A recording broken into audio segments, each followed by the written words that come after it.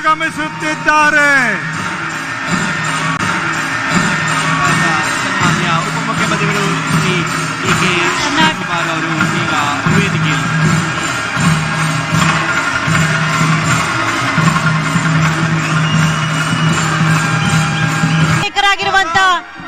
ಸನ್ಮಾನ್ಯ ಶ್ರೀ ರಾಹುಲ್ ಗಾಂಧಿ, ಲೋಕಸಭೆಯ ಮಾನ್ಯ ವಿರೋಧ ಪಕ್ಷದ ನಾಯಕರು ಶ್ರೀ ರಾಹುಲ್ ಗಾಂಧಿ, ರಾಜ್ಯಸಭೆಯ ಮಾನ್ಯ ವಿರೋಧ ಪಕ್ಷದ ನಾಯಕರು ಶ್ರೀ ಮಲ್ಲಿಕಾರ್ಜುನ ಖರ್ಗೆ ಜಿ, ಮಾನ್ಯ ಮುಖ್ಯಮಂತ್ರಿಗಳಂತಹ ಸನ್ಮಾನ್ಯ ಶ್ರೀ ಸಿದ್ದರಾಮಯ್ಯನವರು ಆಗಮಿಸಿದ್ದಾರೆ.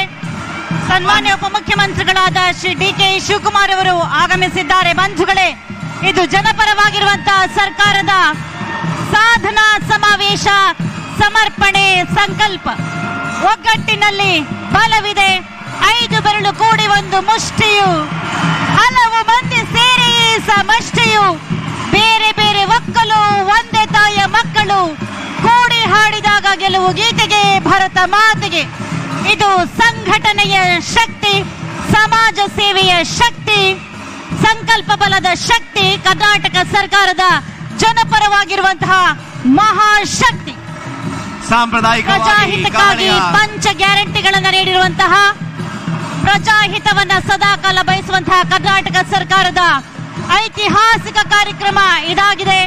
ಕಂದಾಯ ಇಲಾಖೆ ಮತ್ತು ವಿಜಯನಗರ ಜಿಲ್ಲಾಡಳಿತ ಜನಪರವಾಗಿ ಜನಮುಖಿಯಾಗಿ ಆಯೋಜನೆ ಮಾಡಿದೆ. ಪ್ರಗತಿಯತ್ತ ಕರ್ನಾಟಕ, ಸಮರ್ಪಣೆ ಸಂಕಲ್ಪ. 2 ವರ್ಷಗಳ ಜನಪರ ಸಾಧನೆಯ ಸಮರ್ಪಣೆ, ಮತ್ತಷ್ಟು ಜನಪರ ಸೇವೆಯ ಪ್ರತಿಜ್ಞೆ.